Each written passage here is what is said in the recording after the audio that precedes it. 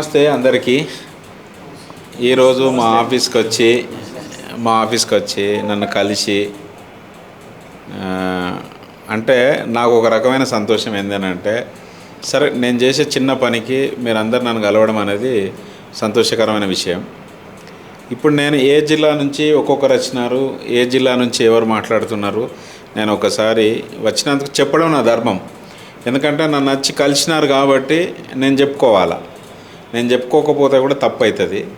ఎందుకంటే ఎవరిని కలవాలి, ఎవరు కలవద్దు అనేది ఏం రూల్ లేదు. తర్వాత నేను మీకు నేను కలిసిన సందర్భంగా మీకు చెప్పేది ఏంటంటే సార్, అందరికీ ఏ సంఘంతో సంబంధం లేదు నాకు. అన్ని సంఘాలు ఒకటి కావాలన్నది నా కోరిక. అన్ని సంఘాలు నాతో పాటు ఉండి మనకి ఏదైతే ఇప్పుడు ఎదురైనటువంటి సమస్యలు ఏవైతే ఉన్నాయో ఆ సమస్యల్ని మనం బయటపడడానికి నేను మీ ముందు ఉంటానే. ఆల్రెడీ ఇంతకుముందు కూడా చెప్పా, ఇప్పుడు కూడా చెప్తున్నా. దయచేసి ఈ విషయాలనే మీరు ఏ విధంగా నన్ను కన్వే చేస్తారు, నన్ను ఎట్లా ఉండి నడిపిస్తారు. మీరందరూ ఆల్రెడీ నడిచిన వాళ్ళే, అందరూ ఆల్రెడీ ఎక్స్పీరియన్స్డే. నేను మీ దానిలో కొత్త కాబట్టి నేనేమంటానంటే, ఒక సంఘటనకి ఒక కార్యక్రమానికి పెద్ద వాళ్ళు మనం ఇంతకుముందు కోదండరామ్ సార్ చూసినాము, రమేష్ సార్ చూసినాము, ఇంకా పెద్ద మనుషులు అందరూ, మన గౌరవాధ్యక్షులు అందరూ కూడా పాటుపడ్డారు. కానీ ఈ పాటుపడే క్రమంలో నాది ఒక చిన్న సాయం, ఉడతా భక్తి, నేను చేసే పని. దాన్ని సార్ ఇప్పుడు మీరు ఎక్కడి నుంచి వచ్చినారు, మీరు ఇప్పుడు శ్రీనివాసరాజు గారు మీరు ఎక్కడి నుంచి మీ యొక్క ఎక్స్పీరియన్స్ ఒక్కసారి మా మీడియా ప్రేక్షకులకి, మన గ్రామీణ ప్రాంతాల డాక్టర్లకి, మన సొసైటీ సభ్యులకి, సొసైటీ సభ్యులు అంటే ఒక్క మీ సొసైటీ మీ సంఘం కాదు, అన్ని సంఘాలకు కలిపి మీరు ఏమి ఇవ్వగలుగుతారు. ఇప్పుడు నా ఆఫీస్కి వచ్చారు హైదరాబాద్ నా ఆఫీస్లో మీరు మాట్లాడడం సంతోషం అనిపించింది. మీరు ఇన్నేళ్ళు, మీరు ఒక 40-42 ఏళ్ళ అనుభవం గడించి ఇవాళ మిమ్మల్ని దొంగలు అనిపించుకునేంత అవసరం ఏమొచ్చింది, అది చెప్పండి దయచేసి. తెలంగాణ రాష్ట్ర గ్రామీణ వైద్య సోదరులకు, మరి అదేవిధంగా సోదరీమణులకు, తెలంగాణ రాష్ట్రంలో ఉన్నటువంటి దాదాపు 38 సంఘాలు, జాకులు అనుకోండి, ఉమ్మడి ఐక్యవేదికలు అనుకోండి, అన్ని రకాల సంఘాల రాష్ట్ర కమిటీ నాయకులకు, గౌరవాధ్యక్షులకు, వాళ్ళ కమిటీ మెంబర్స్కి, తోటి గ్రామీణ వైద్య సోదరులందరికీ ముందుగా నమస్కారం. దయచేసి మేము కోరుకునేది ఒకటే, పబ్లిక్ సైడ్ నుంచి, అంటే పేద ప్రజలు కావచ్చు, అదేవిధంగా ఫైనాన్షియల్గా ఎస్టాబ్లిష్ అయి ఉన్నవాళ్ళు కూడా కావచ్చు, ప్రతి చిన్నదానికి, అంటే ఏదో జలుబు అయింది, లేదా చిన్న కడుపు నొప్పి వచ్చింది, అలాంటి దానికి కూడా వేలకు వేలు బిల్లు పెట్టేసి 20 కిలోమీటర్ల నుంచి 50 కిలోమీటర్లు పోయేసి చూపించుకునే స్తోమత లేని వాళ్ళు కావచ్చు, కూలీ నాలి చేసుకుంటూ పట్టణాల్లో కడుపు చేత పట్టుకొని వచ్చిన లేబర్ కావచ్చు, ఎక్కడి నుంచి అయినా సరే పేద ప్రజలు వచ్చేసి బతుకుతున్నారు. ఈ సిటీలో అయినా సరే, ఇంకా డిస్ట్రిక్ట్ హెడ్ క్వార్టర్ టౌన్స్ అయినా సరే, తాలూకా హెడ్ క్వార్టర్ టౌన్స్ అయినా సరే, మురికివాడలలో, మారుమూల ప్రాంతాలలో, మారుమూల తండాలు, గూడెలలో 24 అవర్స్ వైద్య సేవలు అందిస్తున్నారు. ₹1 ఇచ్చినా ఇవ్వకున్నా కానీ గ్రామీణ వైద్యులు, ఆర్ఎంపీ, పిఎంపీస్ 24 గంటలు వైద్య సేవలు అందిస్తున్నాయి. అర్ధరాత్రి కడుపునొచ్చిన, తేలు గరిచిందన్న, పాము గరిచిన ప్రాథమిక వైద్యం అందించి మినిమం ఆ పేషెంట్ని బతికించడానికి మనకి దగ్గరలో ఉన్న ప్రైవేట్ హాస్పిటల్స్ కావచ్చు, గవర్నమెంట్ ఏరియా హాస్పిటల్స్ కావచ్చు, లేకపోతే ఇంకా 50 కిలోమీటర్ దూరంలో ఉన్న హాస్పిటల్ కావచ్చు, అక్కడ దాకా ఆ పేషెంట్ని బతికించడానికి చేస్తున్న వైద్యమే ఈ గ్రామీణ వైద్య సోదరులు చేస్తున్నటువంటి ప్రాథమిక వైద్యం.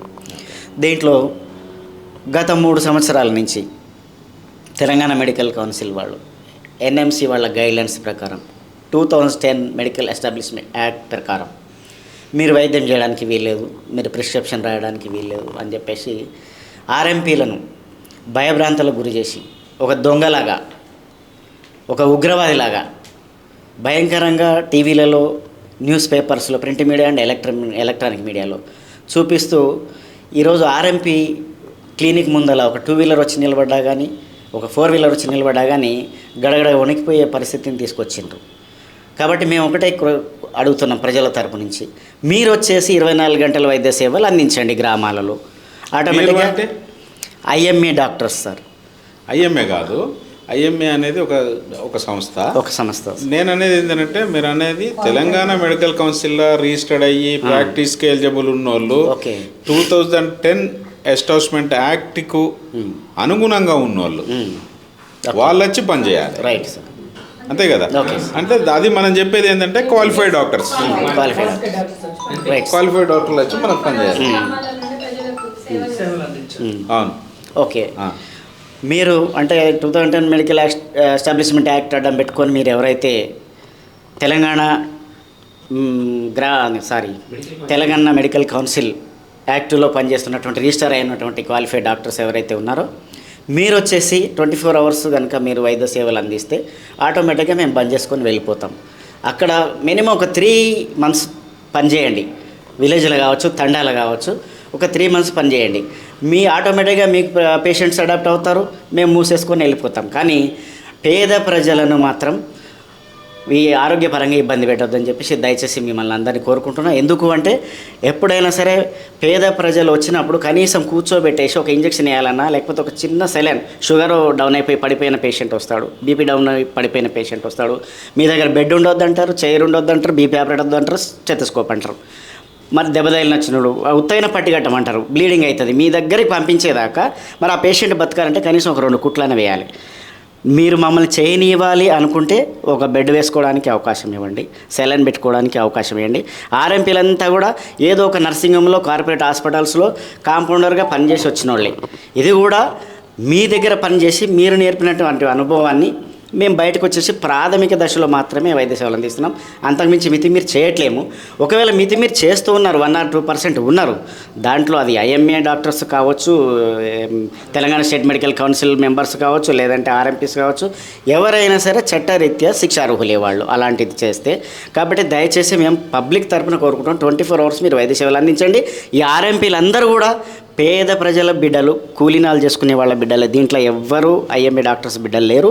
మరి మేము ఇంత నేర్చుకున్నాక కూడా మీరు ఇచ్చేటటువంటి జీతాలు మాకు సరిపోక మా భార్య బిడ్డలను పోషించుకోవడానికి, అదేవిధంగా సేమ్ టైంలో మరి 24 hours పేదలకు గ్రామాల్లో, తండాలలో వైద్య సేవలు అందించాలంటే ఏ ఎంబీబీఎస్ డాక్టర్ కూడా వచ్చి అక్కడ ఉండటేరు. కాబట్టి అక్కడ ఉండేది కూడా మా అమ్మ నాన్నలు, మా అన్నదమ్ములు, మా తాతలు ముత్తాతలు కావచ్చు, అన్నదమ్ములు కావచ్చు, ఎవరైనా సరే కూలీనాలు చేసుకునే ప్రతి వ్యక్తి అక్కడే విలేజ్లలో ఉంటారు, మురికివాడల్లో ఉంటారు, తండాలు ఉంటారు, అర్బన్ ఏరియాలో కూడా ఉంటారు. వాళ్ళకి పూర్తి స్థాయిలో ఆరోగ్య సేవలు అందించాలి. ప్రాథమిక దశలో ముందుగా మీ దగ్గరికి పంపించేదాకనన్నా ఆ పేషెంట్ని బతికించుకోవాలంటే కంపల్సరీ మా గ్రామీణ వైద్య సోదరులకు ప్రాక్టీస్ చేసుకునే అవకాశం ఇవ్వాలని చెప్పేసి కోరుకుంటున్నాం. దయచేసి సార్, మీరు కోరేది బాగానే ఉంది, ఇవన్నీ బాగానే ఉన్నాయి. కానీ ఇప్పుడు మీ మీద జరిగేటువంటి దాడులకి ఓకే మీరెందుకు సంఘటితం కావట్లేదు? ఫస్ట్ థింగ్ నాకు ఓకే నేను అనేది ఏంటంటే, సరే మీరేం దొంగతనం చేసిర్రు, ఏం చెడ్డ పని చేసిర్రు అనేది మనం అందరికి కనబడేదే. ఎందుకంటే ఇప్పుడు నాకు తెలిసి 24 గంటలు మీ డోర్ ఓపెనే ఉంటుంది. మీరు ఈ టైం నుంచి ఈ టైంకు ఉంటాము, ఈ టైం నుంచి ఈ టైంకు ఉండము అనేటువంటి పరిస్థితి లేదు, ఏం లేదు. అట్లాంటప్పుడు మీరు దొంగలు కాదు. ఫస్ట్ థింగ్ అది వదిలేద్దాం. ఇంకా దొంగలం కాదు, మీరు దేశద్రోహ పనులు కాదు, నేను ఇంతకుముందు వీడియోలలో మాట్లాడినట్టు అవన్నీ ఏం కాదు. కానీ మీరందరూ సంఘటితం కావాలి కదా. ఓకే, మీరు ఏకమయ్యి మీ సాల్వ్ ఏందనేది నేను ముందుండి నేను చేయగలుగుతా. ఓకే, కానీ మీరు సంఘటితం కావడానికి ఇలా మీరేమో నల్గొండ జిల్లా నుంచి, మనోడేమో రంగారెడ్డి జిల్లా నుంచి, మనోడేమో అక్కడి నుంచి మన సూర్యాపేట నుంచి, మనోడు కూడా సూర్యాపేట నుంచి, ఇక్కడ నాగర్ కర్నూలు నుంచి, ఇక్కడ మేడ్చల్ జిల్లా నుంచి మేడం కూడా. ఇప్పుడు వాళ్ళందరూ మీరు వచ్చినప్పుడు నేను కోరుకునేది కూడా ఇంతకుముందు వీడియోలలో అదే, సంఘాలు వద్దు. మీరు ఈ విషయం కొరకు సరే మీరు జాయింట్ యాక్షన్ కమిటీ అంటారా, లేకపోతే అందరం కలిసి ఒకటే కమిటీ అంటారా, ఈ సంఘటితంగా ఉండి ఈ వ్యవస్థను నిలబెట్టడానికి మీరు అందరూ ముందుకొచ్చి ఈ వ్యవస్థలో మీకు చేర్పులేంది, మార్పులేంది, మీకు ప్రభుత్వం నుంచి ఏం కావాలి, లేదంటే తెలంగాణ మెడికల్ కౌన్సిల్ నుంచి ఏం కావాలి, లేదంటే డైరెక్టర్ ఆఫ్ హెల్త్ అంటే డిఎంహెచ్ఓ నుంచి ఏం కావాలి, ఇవన్నీ పరిష్కారం చేసుకొని దాని కొరకు మీరు అందరూ ముందు ఉండాలి. First thing. రెండోది ఏంటంటే, మీరు ఈ ముందు ఉండడానికి మీకు జీవోలు కావాలని అన్నారు. మీరు అందరు కూర్చుంటే కదా విషయం తెలిసేది. ఎక్కడో అక్కడ మాట్లాడితే ఏడవుతుంది. కాబట్టి దీని గురించి మీరు అందరూ మనిషి ఒక 2 నిమిషాలు చెప్తే ఈ విషయాన్ని నేను మీ మిత్రులకే మీతోటి సహా ప్రాక్టీస్ చేసేటోళ్ళకే వాళ్ళకి ఈ ఒపీనియన్ చేరాలి మనది. చేరి మనం మీరు పెద్ద నేను చిన్న అనేటువంటి తారతమ్యాలు లేకుండా, నేను పెద్ద లీడర్ని మీరు చిన్న లీడర్ అని కాకుండా ఈ ఐక్య వేదికని ఐక్యంగా జరిపించి దీన్ని ముందుకు నడిపిస్తే పరిష్కారం దొరుకుతుంది. ఈ పరిష్కారం దొరకాలంటే మీరందరూ ఐక్యంగా రావాలి. అది మీరు ఒకసారి చెప్పండి సార్. మీరు ఇంకా సార్ మీరు రంగారెడ్డి జిల్లా నుంచి మీ పేరు చెప్పండి సార్. Good evening everybody. నేను రంగారెడ్డి జిల్లా నుంచి వచ్చానండి. నా పేరు యోగేశ్వర్, రిటైర్డ్ ఆర్మీ. నేను అండ్ ఆర్ఎంపీ ఇప్పుడు మిలిటరీ హాస్పిటల్లో నేను 25 years సర్వీస్ చేశాను యాజ్ ఏ మేల్ నర్స్. ఇప్పుడు నేను ఆర్ఎంపీ డాక్టర్గా ప్రాక్టీస్ చేస్తున్నానండి. నా వైపు నుంచి సజెషన్ ఏంటంటే ఏ సంఘం వాళ్ళైనా కానీ సంఘంతో పని లేకుండా ఇప్పుడు మనకున్న సమస్యల్ని ఎదుర్కొనేందుకు, పరిష్కరించుకునేందుకు అన్ని సంఘాల వారు ఒక్క తాటి మీదకి వచ్చి మన ప్రాబ్లం ముందు పెడితే సొల్యూషన్ ఖచ్చితంగా దొరుకుతుంది అనేది నా అభిప్రాయం. సో ప్రతి ఒక్క సంఘ నాయకులకి నా విన్నపం ఏంటంటే ఈగో లేకుండా ఒక డేట్ అమెండ్మెంట్ చేస్తాం, అనౌన్స్ చేస్తాం. మా వైపు నుంచి కావచ్చు, లేదు మన జర్నలిస్ట్ వైపు నుంచి కావచ్చు, ఒక తాటిపైకి వచ్చేందుకు ఒక డేట్ మేము అరేంజ్ చేస్తాం. ఆ రోజు ప్రతి ఒక్కరూ ఆహ్వానితులే వచ్చి మన ప్రాబ్లంకి పరిష్కారం వెతుక్కోవాలని విన్నవించుకుంటున్నాను. థ్యాంక్ యూ అండి. మీరు మంచి సజెషన్ చేసినారు. చెప్పండి. మీరు చెప్పండి. మంచి సజెషన్ చేసినారు. సో ఒక్కటే థాట్ మీనికి రావడం అనేది గొప్ప విషయం. సో మీరు సార్ సూర్యాపేట నుంచి. నేను సూర్యాపేట నుంచి వచ్చాను. షేక్ మెహబూబ్ సుభానీ నా పేరు. బీఎస్సీ నర్సింగ్ చేశాను. ఫస్ట్ ఎయిడ్ హోమ్ నర్స్ కోటిలో 4 years కంప్లీట్ చేశాను. అవుట్ ఆఫ్ కూడా వెళ్ళొచ్చాను.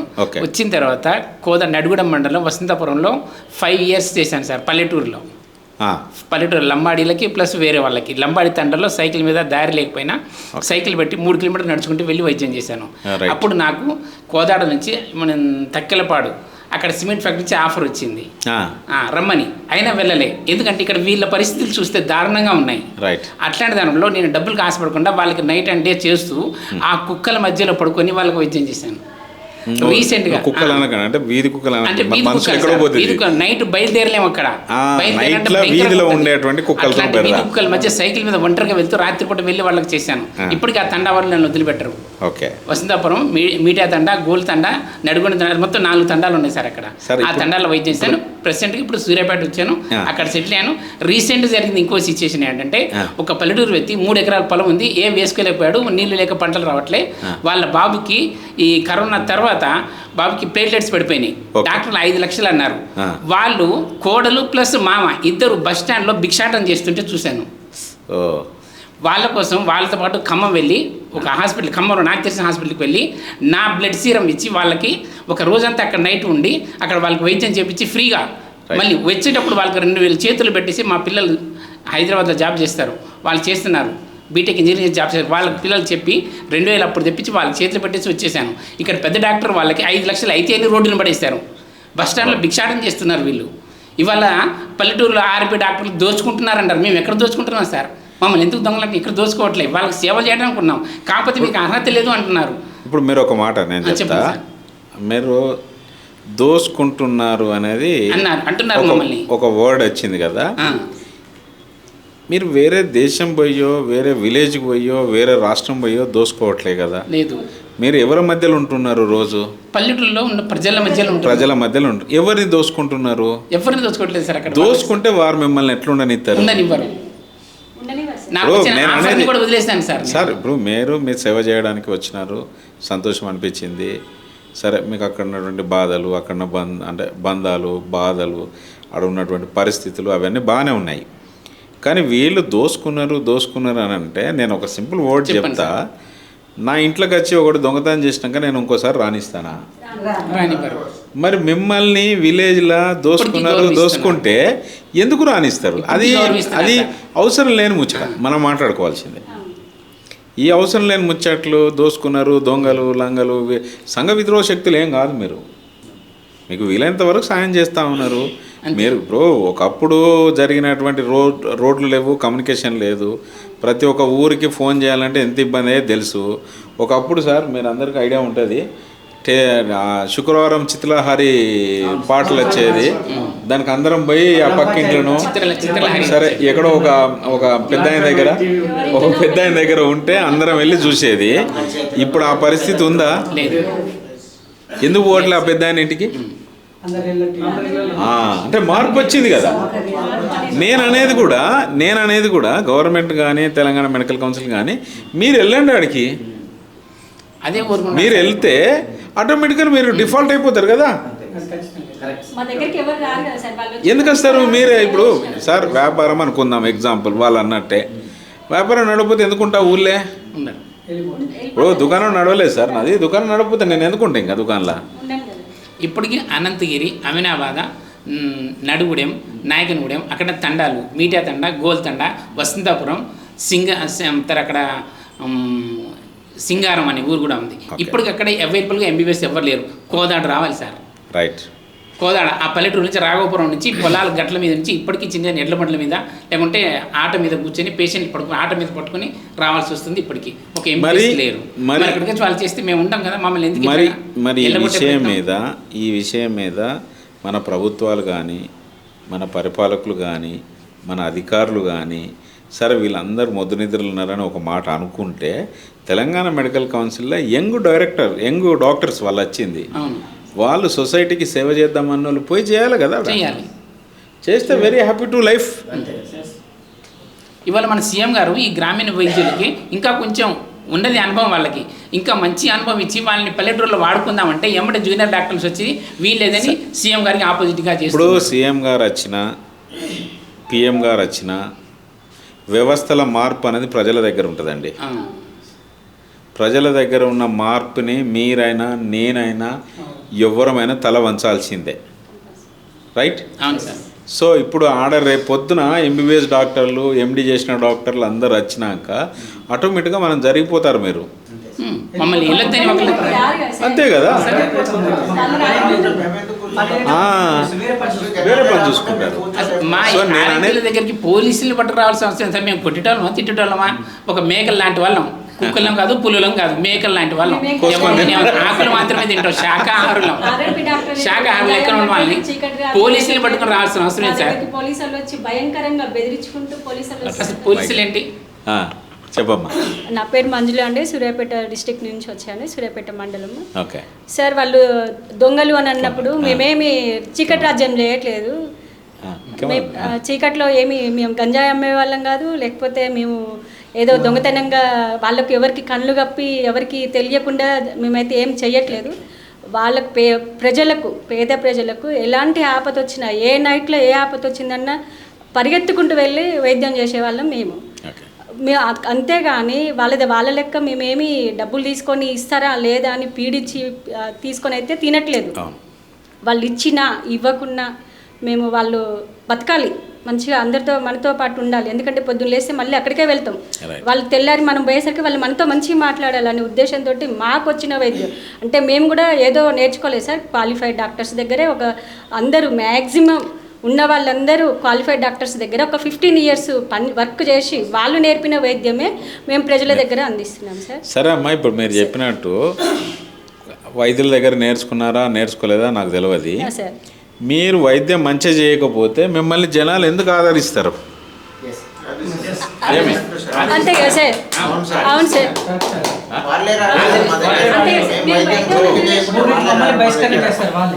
ఇప్పుడు బహిష్కరణ చేస్తారు వాళ్ళే. నువ్వు సరిగ్గా చేయట్లేదు, చచ్చిపోతున్నావు అంటే ఎమ్మటి తీసుకొచ్చి బయటకు వెళ్ళేస్తారు, వాళ్ళు వెళ్ళగొట్టేస్తారు వాళ్ళు. ఇప్పుడు మీరు అన్నట్టు నేను అడిగిన క్వశ్చన్లో మీకు ఏమైనా బాధ అయితే అలాంటిది ఏం లేదు సార్. No sir, no. మనం ఇప్పుడు ఎగ్జాంపుల్ చెప్తా సార్. ఒక పని ఆయన ఊర్లోకి వచ్చాడు, ఏ పని అని అవసరం లేదు నాకు. సరే మోటార్ వెల్డింగ్ వర్క్ అయినా, లేకపోతే మోటార్ రిపేర్ చేసిన అయినా, లేకపోతే ఇంకేదో పని అయినా వచ్చినప్పుడు వారికి పని రాదు అని తెలిసినప్పుడు అక్కడ ఉన్న ప్రజలు ఆయనకు సపోర్ట్ చేస్తారా? మరి చెయ్యనప్పుడు ఇప్పుడు మిమ్మల్ని కూడా మీ వల్ల కొంతమంది డాక్టర్లు వీళ్ళు చనిపోతా ఉన్నారు, వాళ్ళ చనిపోయినారు, వీళ్ళు పిచ్చి మందులు రాసినారు, పిచ్చి ట్రీట్మెంట్ ఇచ్చినారు అని కొంతమంది అన్నారు నాతో కూడా. మీకు కూడా తెలుసు ఆ విషయం. మరి అట్లాంటప్పుడు ప్రజలు ఎందుకు మిమ్మల్ని ప్రేమిస్తారు? మీరు ఏమైనా డబ్బులు ఇస్తారా వాళ్ళకి? వాళ్ళకి ఆపద వచ్చినప్పుడు మాకే కాల్ చేస్తున్నారు కదా సార్. ఇప్పుడు వాళ్ళు మేము పిచ్చి మందులే ఇస్తున్నాము, పిచ్చి టాబ్లెట్లు ఇస్తున్నాము, పిచ్చి ఇంజక్షన్స్ ఇస్తున్నాము సార్. అట్లాంటప్పుడు ప్రజలు మాకు కాల్ చేయరు కదా సార్. మిడ్ నైట్లో కూడా కాల్ చేయరు కదా. మేము కరెక్ట్ ఇస్తేనే వాళ్ళు మాకు మధ్యరాత్రి కానీ పొద్దున్నాక ఎప్పుడైనా 24 hours మేము సేవ చేస్తున్నాం కాబట్టి మాకే కాల్ చేస్తున్నారు. ఒకవేళ మాకు అట్లా మేము ఇచ్చిన మందులతోటి వాళ్ళకి ఏమన్నా ఇబ్బంది అయితే డైరెక్ట్ వాళ్ళు క్వాలిఫైడ్ డాక్టర్స్ గవర్నమెంట్ హాస్పిటల్స్ లేకపోతే ప్రైవేట్ హాస్పిటల్స్కి వెళ్ళేవాళ్ళు. కానీ అక్కడికి వెళ్ళట్లేరు పేద ప్రజలు, మా దగ్గరికే వస్తున్నారు. మేము వచ్చేంత వరకు వెయిట్ చేస్తున్నారు సార్. ఒక్కొక్క సందర్భంలో ప్రైవేట్ హాస్పిటల్కి వెళ్ళొచ్చు కదమ్మా అని అంటే, అమ్మ అక్కడికి పోతే ల్యాబ్ ఫీజు అని, డాక్టర్ ఫీజు అని, ఒక సమయానికి డాక్టర్ అక్కడ ఉండడమ్మా. ఒకవేళ పోయినా అక్కడికి ఉత్తగా జ్వరం వచ్చిందని పోయినా 5,000 రూపాయలు ఖర్చు అవుతున్నాయి. మేము అంత ఇచ్చే స్థితిలో లేము. మేము పేద ప్రజలేము. పొద్దున్న లేస్తే కష్టం చేసుకొని గ్రామాలలో కష్టం చేసుకొని బతికేటోళ్ళం, రోజు 200-300 సంపాదించుకునేటోళ్ళం. 5,000 ఒకే రోజు 5,000 అంటే ఎక్కడి నుంచి తీసుకొచ్చి ఇస్తామో ఇవ్వలేము. కాబట్టి అందుకే మీకే వచ్చేంతవరకు అయినా 1 నిమిషం లేట్ అయినా సరే మీకోసమే వెయిట్ చేస్తున్నాం. మీరు ఇచ్చే ఒక గోలి ఒక సూది వలన మాకు ఎమ్మటే జ్వరం తగ్గిపోతుంది, తెల్లారి మేము పనికి వెళ్తున్నాం, మా పనులు మేము చేసుకోగలుగుతున్నాం. అది మాకు మీరే కావాలి. వాళ్ళైతే వాళ్ళు వైద్యం చేయాలనుకుంటే రమ్మనండి, మీతో పాటు ఊళ్ళో ఉండమనండి. మాకు మీరు చేసినట్టుగా 24 hours MBBS డాక్టర్లు వచ్చి ఊళ్ళో ఉండి వాళ్ళు సంతోషంగా, ఒకవేళ వాళ్ళు మంచిగా చూస్తే మేము వాళ్ళ దగ్గరికే వెళ్ళి చూయించుకుంటాం అమ్మ అని చెప్పేసి పేద ప్రజలు కూడా మమ్మల్నే కోరుకుంటున్నారు.